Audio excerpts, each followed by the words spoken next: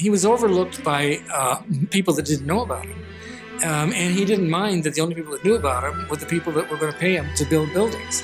And these were the upper class. A lot of them mostly were in the Midwest. These are right out of a room coming from England called Claydon House that was just a child's garden of chinoiserie. He would adapt architectural styles to fit into these different settings and to surprise people at the same time. Adler, if he didn't actually design everything in the building, he didn't sign it. But if he was in charge of the project, basically everything was decided by him. Like Frank Lloyd Wright in that sense. If Frank Lloyd Wright wanted it to leak over your dining room table, it leaked over your dining room table. So Adler had that similar characteristic.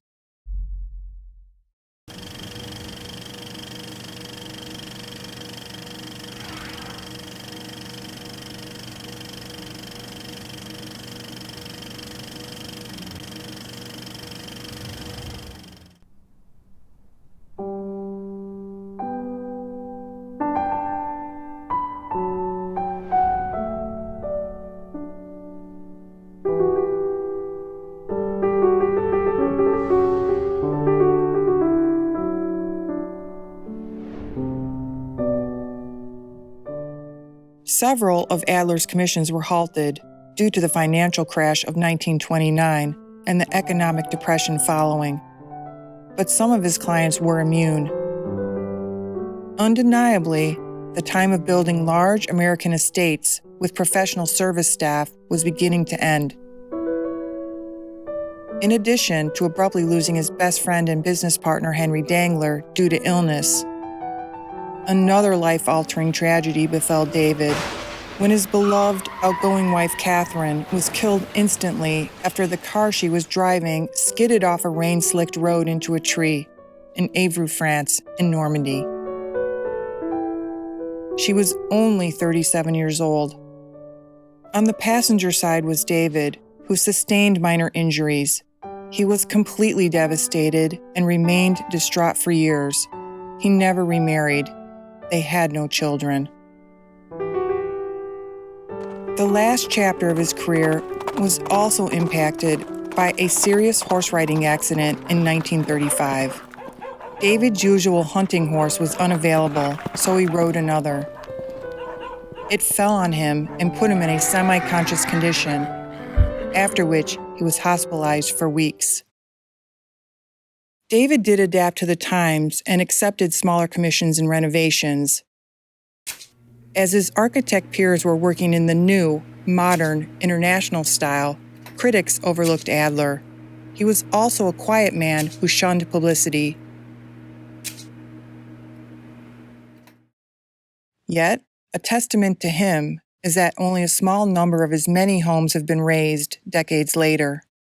His superb, great houses have proven to be enduring.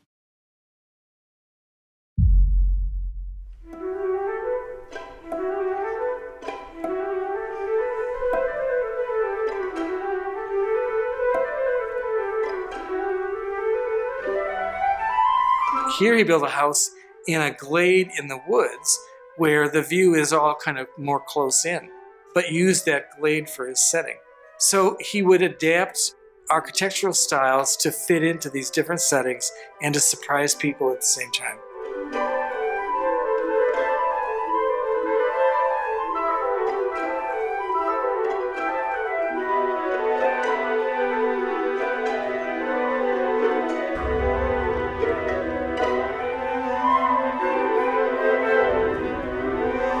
There's a large elite audience that's known about David Adler's architecture continuously. They lived in the houses, visited in the houses, went to parties there, so that it was well known in a very select private group.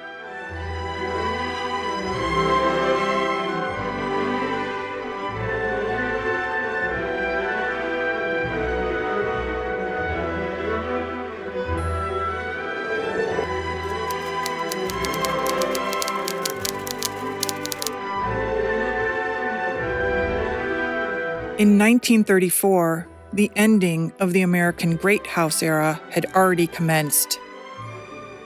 Despite the seriously depressed national economy, the Wheelers continued with their building plans and employed many skilled laborers who must have been extra appreciative to have the jobs at that time. Mr. Leslie Wheeler was a sportsman and a manufacturer of mostly crude iron and coke fuel. Mrs. Rhoda Wheeler's uncle was James A. Patton, called the Wheat King due to his success as a grain merchant. He was president of the Northwestern University Board of Trustees from 1917 to 1920. He funded the construction of the university's original Patton Gym. Henry, a son of the Wheelers who grew up here, served in the Marines in World War II and was president of the Lake Forest Preservation Foundation in the 1980s. It's dedicated to preserving the historic visual character of this city. David Adler's architecture was classic. It was varied, house to house. It was eclectic in that he would mix things, but that happened more later in his career than early. The Wheeler home has been called David Adler's last great essay in Georgian architecture. Georgian style is typically characterized by symmetry and proportions based on classical orders of Greek and Roman buildings. It's named after the King Georges of England, when and where this architecture style prevailed, 1714 to 1830. Additionally, a Gothic architecture revival began in England in the mid-18th century. This 1747 book page shows a Gothic pillar, of which the one at Cecil House in Hartford, England, resembles greatly, from about 1770. It was the inspiration for Adler's doorway here. Adler's version, also with bamboo-style Gothic pillars and decorative moldings, has a thicker and more pointed canopy and a different lantern. His improved scale resulted in a more substantial, stately entry.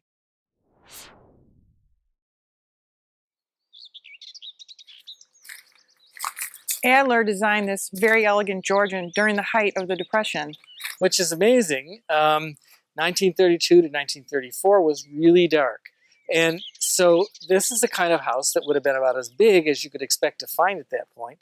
And with all the exquisite detail, it shows that the people had class, but they weren't really building a huge house.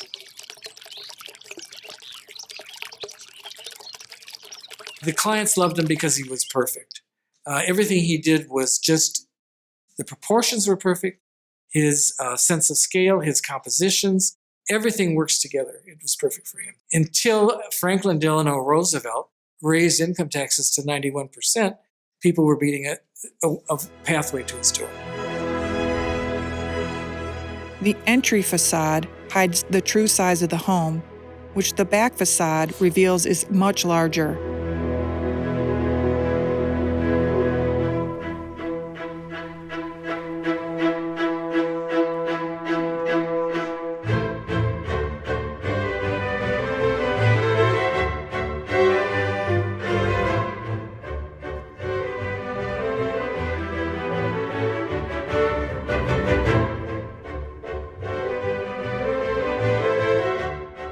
It's been written that Adler may have been inspired by the historic houses of Germantown, Pennsylvania. Perhaps it was Cliveden House, completed in 1767 in the Georgian style, with a pediment, urns, Gothic window mullions, and white paneled shutters too.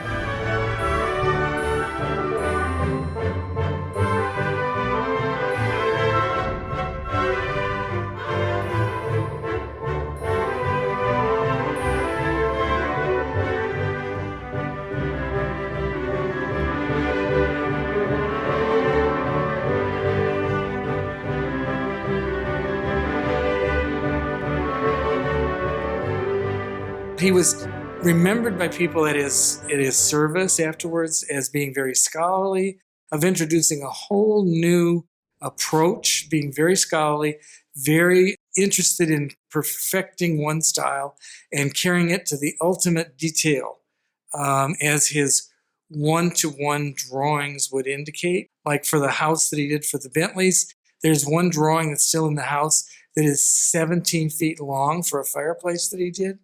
So it showed incredible detail.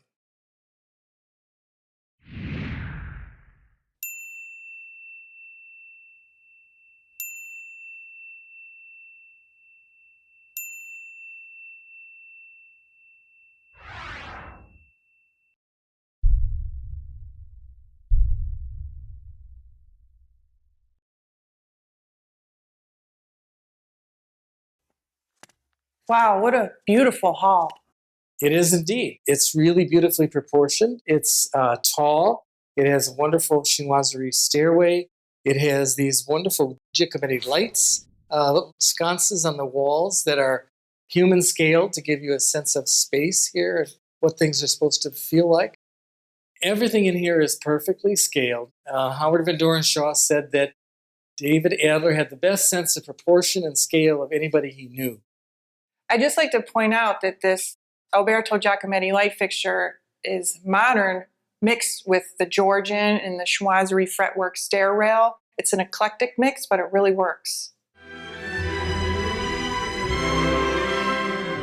He was overlooked by people that didn't know about him. And he didn't mind that the only people that knew about him were the people that were going to pay him to build buildings. And these were the upper class. A lot of them mostly were in the Midwest. He built in Honolulu, he built in Florida, he built in Massachusetts. So he went where his clients went, and they were very cosmopolitan at that point. So his architecture is all over the country. Mies was just starting his architectural career when Adler was starting his, studying at the Polytechnic in Munich. There were articles all the time in the Architectural Record and things like this about German architecture. So people were following German architecture. And he knew about it. His clients weren't as up on that. But as we notice with the Giacometti lamps that we have and the different things, he knew about modern things, different materials, and was totally keeping up with that. But he liked to work through the classic vocabulary.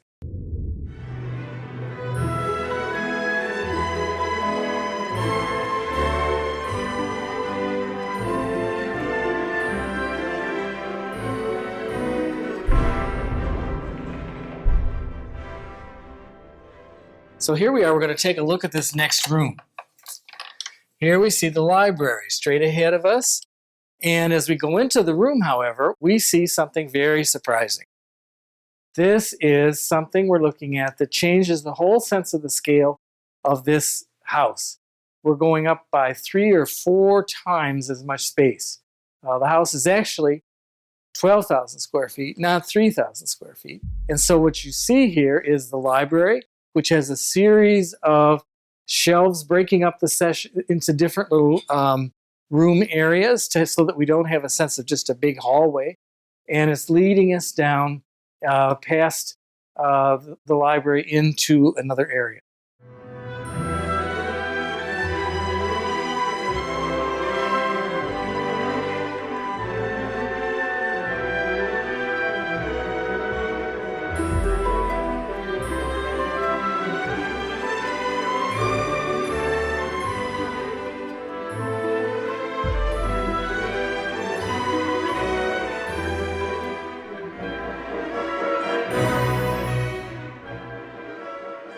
He was aware of the fact that even on a grand scale, people lived in these houses.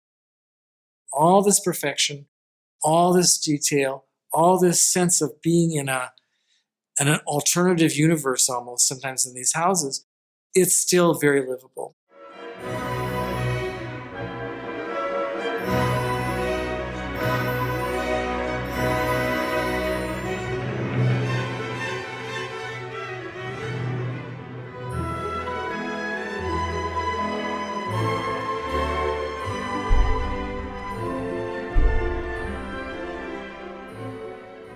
So here we are in Adler's Rotunda, and he's continuing to play with us. This is the sort of room that you would have expected to find for an entry to a big house of 12,000 square feet.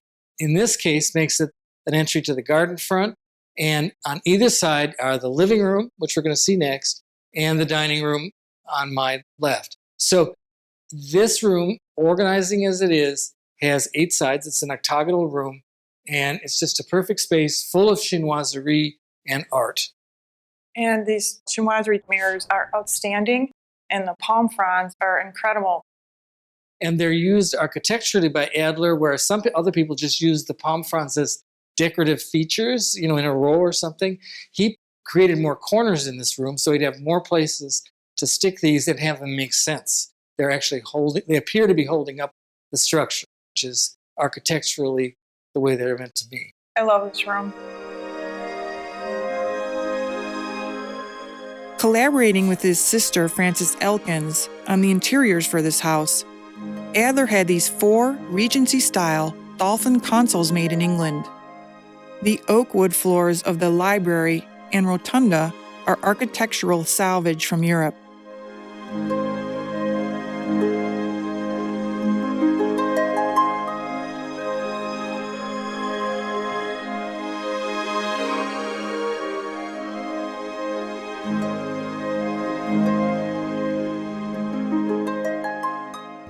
Things that are 50 years old are historic. Things that are 40 years old are passé, old-fashioned, get rid of it, And so after 40 years of any style, people want to change. Now they're more into everything looking very sleek and modern. And we know what they're going to say. If you could sit in a room like this, or you're sitting in a room that has 2 straight bare walls and a flat couch with no curves to it, you're going to get sick of that colder feeling after a while, even if you've got a great view in front of you.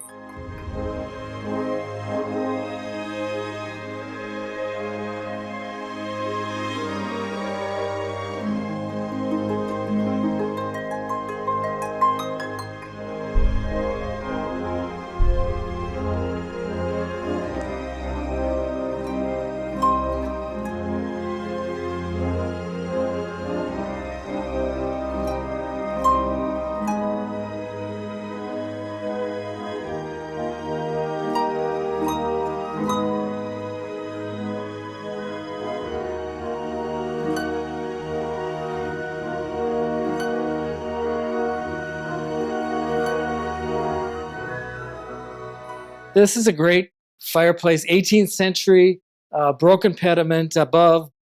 And these are right out of a room coming from England called Claydon House that was just a child's garden of chinoiserie. And there are these features used right in that room.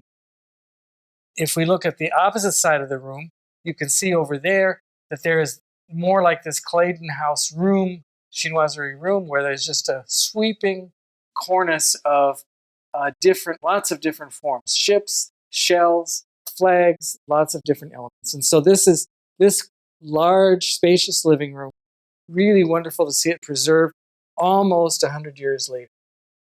This cornice is absolutely stunning. It's very rare. I mean, we don't see that too often. In this country, I don't think there's many examples of it.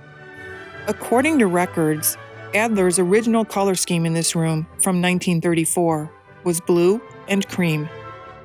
Today's owners have kept the architectural features intact and selected similar colors.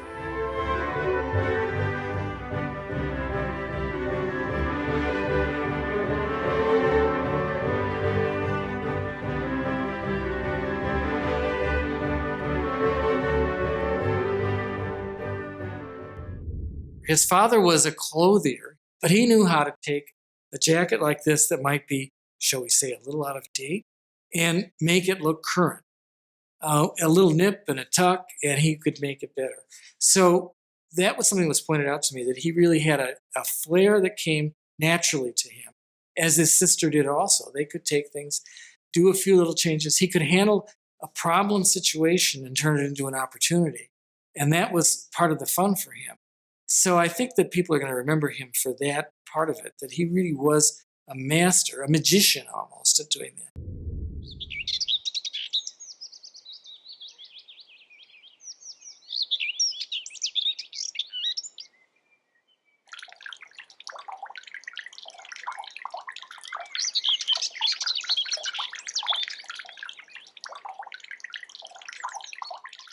First, he was graduated from Princeton in 1905. Then he went to Munich for a year. Now, Munich would have been a hotbed of modern architecture. Then he went to Paris to study classical. For Adler, I think, like all of us, he continued to learn all the way along.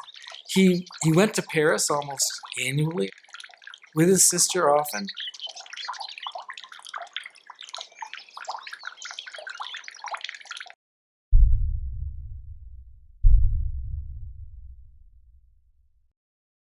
So here we are in this great little porch, three-sided fenestration.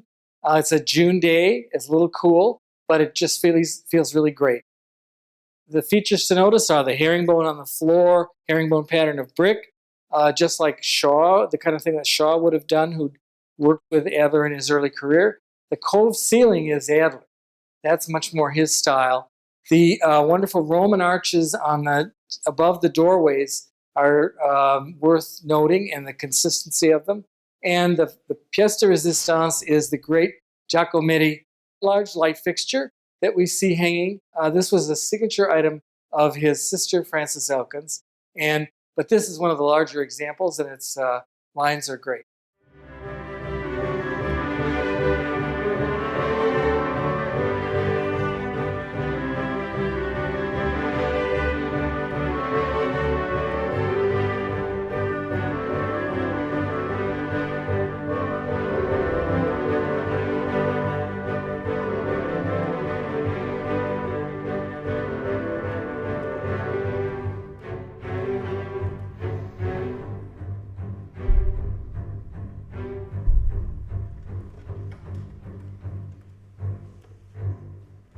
So here we are in the large-scale dining room, very comfortable, Georgian character, again, mid-18th century.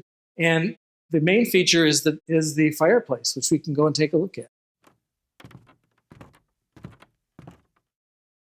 But you see this elaborate surround is picked up in all the different chinoiserie that goes around the room. A typical medieval kind of pattern is that over there where the windows are, where there was historically strap work, he has, again, some of the chinoiserie plasterwork there. Shown is his original drawing for the elegant ceiling artistry. Chinoiserie was 18th century Europe's understanding and expression of the Orient. David Adler designed much of the plasterwork compositions here in this style. King George III and his wife, Queen Charlotte, are represented in the wall medallion overdoors.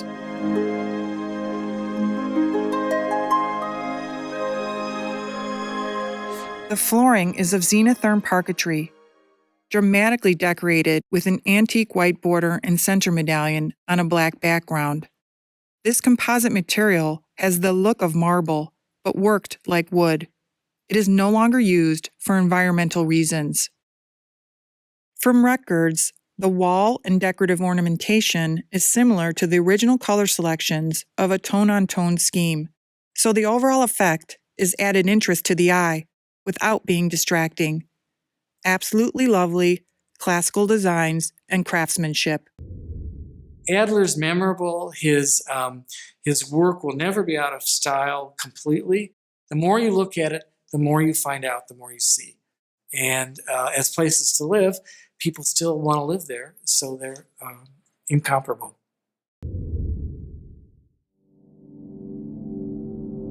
David Adler died unexpectedly in his sleep in 1949, having left clients with new commissions for him.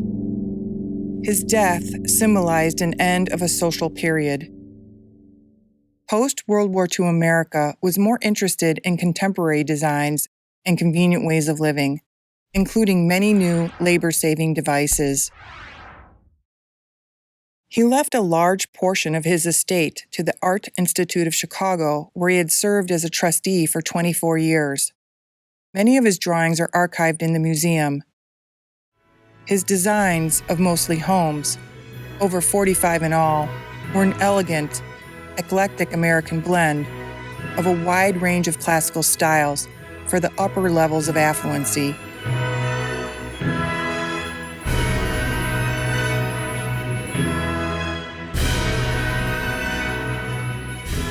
industrious entrepreneurs, merchants, financiers, and manufacturers whose contributions to everyday living were invaluable. They could have hired anyone. They selected David Adler.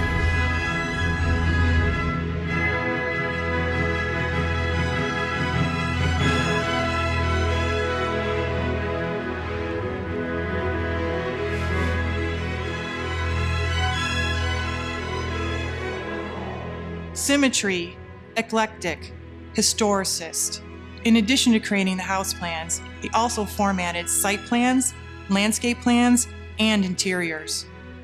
Architectural salvage, elegance and grandeur on a human scale, meticulous attention to details, a wide range of styles. These are but a few words to describe David Adler and his work. Thank you, Mr. Adler, for creating your version of beautiful classical architecture. Thank you.